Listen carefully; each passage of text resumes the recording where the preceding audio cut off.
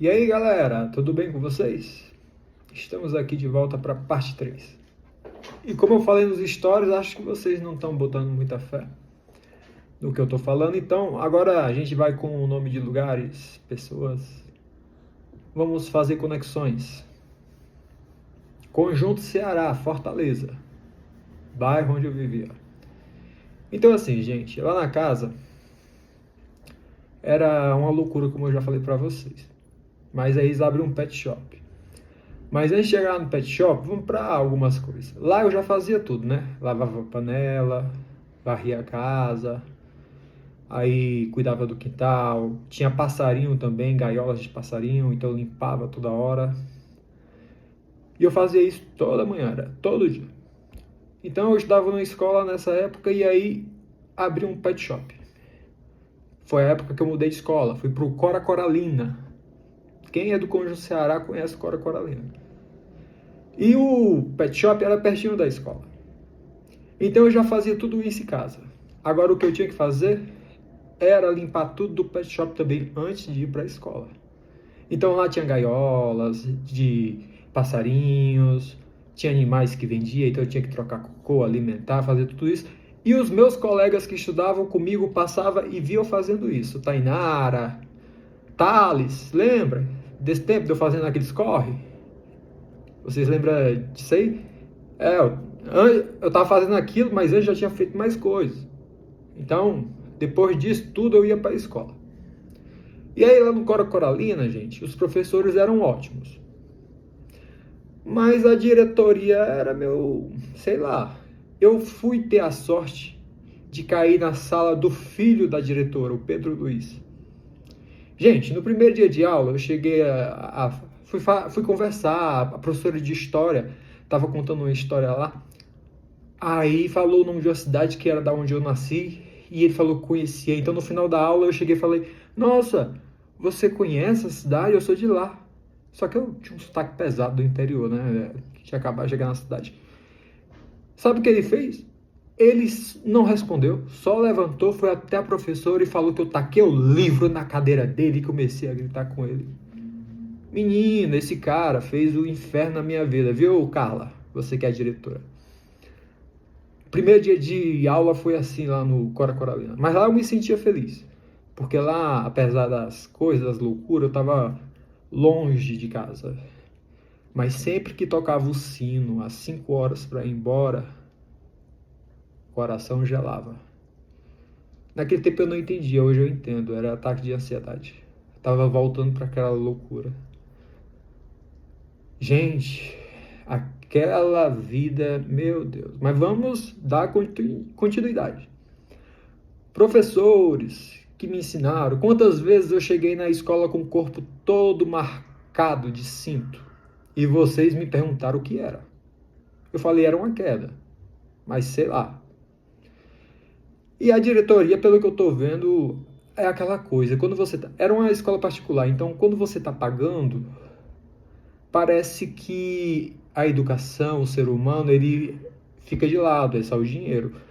Porque a diretora nunca se importou, nunca veio perguntar. Uma vez a professora falou, ela disse que foi uma queda. Gente, você tá vendo. Às vezes, agora que eu sou adulto, né? Olhando para essa situação, eu imagino que vocês são cúmplices. Porque não pode ser normal um negócio desse, não. Agora que eu sou adulto, naquela época eu não entendia. Mas tendo essa visão, mas os professores, eles se importavam. Mas tem um limite, né? A diretoria uma vez, é engraçado, aí elas tinham amizade. Uma vez me levaram lá pra sala, do nada assim. Aí a Carla começou a conversar comigo, dizendo que era psicóloga. E já veio falando assim: você gosta de homens? Eu não soube nem o que responder. Gente, eu chegava com o corpo todo marcado, ela veio perguntar se eu gostava de homem. Cora Coralina, o que é que vocês estão ensinando? A matéria era boa, os professores eram bons. Nossa, professor de história. A minha professora favorita era a Gisele de português. Gente, é a melhor professora da vida, ela. Aí tinha o professor de geografia, o Emanuel. O cara se divertia contando as histórias de geografia ali dos mapas. Muitos professores passaram ali naquela escola. Mas vamos para mais detalhes, né? Como eu falei. Agora a gente vai fazer ligações de nomes, lugares. Gente, as traições eram o seguinte. Em casa tinha o Neném. O nome da pessoa é Neném. É um cara já velho, mas se chamava Neném. E eu lembro uma vez a esposa dele indo lá em casa e houve um barraco porque estava desconfiada. No final, ela era a louca. Falaram que era a loucura da cabeça dela. Mas não era, viu? Era tudo real. Eu já peguei muitas vezes lá fazendo muitas coisas. Uma vez eu fui pro mercado para comprar um leite, quando eu voltei, tava os dois no sofá lá naquela... Então, mulher, naquele tempo que você estava desconfiada era real, não era... Você estava com a intuição certa, mas eles fizeram sua cabeça. Aí também tinha o César, que era um motorista da prefeita de Fortaleza, Luiziane, na época. Quem lembra? O César.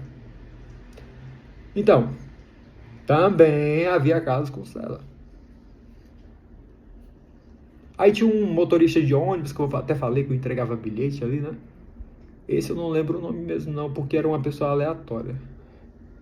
E essas foram as que eu vi, né? Porque o que eu não vi, eu não posso contar porque eu não vi, não sei. Mas o sofrimento era grande de todo jeito. Então, quando abriu o pet shop, eu tinha que cuidar do pet shop. E aí, gente, eu entrei na igreja Efraim. Adorava aquela igreja, me sentia liberto, falava com Deus. E no belo dia eu fui para o encontro da igreja, pago. Foi um final de semana e tudo. Então o que acontece? Nesse dia, voltou no domingo, fui para casa. E aí, na segunda-feira, escola. Fiz tudo que eu tinha que fazer em casa e comecei a procurar a farda da escola. Não encontrava. E eu não sabia onde estava. E eles também não me diziam, mas eles sabiam. Então, nesse dia eu não fui nem pro pet shop, fiquei em casa procurando a roupa, rodando a casa. Daquele jeito que eu falei pra vocês que eu ficava rodando. E fiquei. Quando deu 7h30, meu irmão chega. Quando ele chega... Gente, acabou a memória, então dando continuidade. Tive que apagar umas coisas. Tô mudando de celular por conta disso. Tô sem memória pra nada. Apagando, gravando. E o mano aqui grudado em mim, cara. Mas vamos dar continuidade. Consegui aqui. Então, o que acontece? Às 7h30, meu irmão chega em casa. Ele devia ter ido trabalhar, mas ele foi pra casa. Porque ele trabalhava de reboque. Fazendo reboque de carro, essas coisas. Apesar da gente ter a casa de ração. Quando ele chegou em casa... Foi uma surra tão grande que eu fiquei com o corpo todo marcado de cinto, novamente. E aí ele falou, a sua farda está lá no pet shop. Você é o quê? É maluco? Tal. Então eu fui pro pet shop. Lá, naquele dia nem lembro se eu fiz as coisas que tinha que fazer. Vesti a farda, cheguei atrasado na escola. Com o corpo todo marcado. E as pessoas perguntando o que foi isso. Foi uma queda.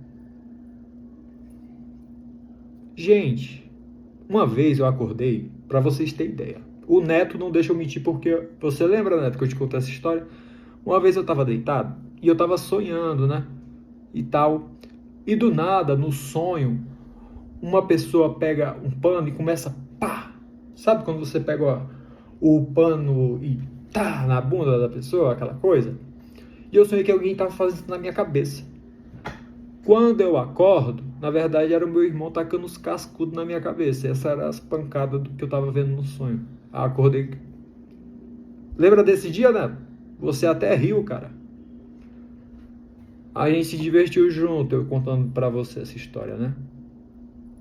Então, esse era o rolê, galera. E o pessoal da igreja lá também, ninguém nunca apareceu assim pra perguntar nada, sei lá. Gente, as pessoas são assim. Faz que não vê.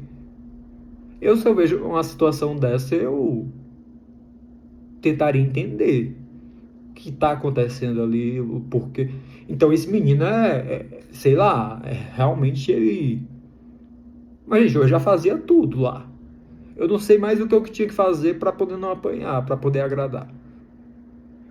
E aí, daquele dia da escola, eu não fui mais para casa. Daquele dia eu saí e fui para casa da minha outra irmã, que é parte de pai também, que é irmã do meu irmão.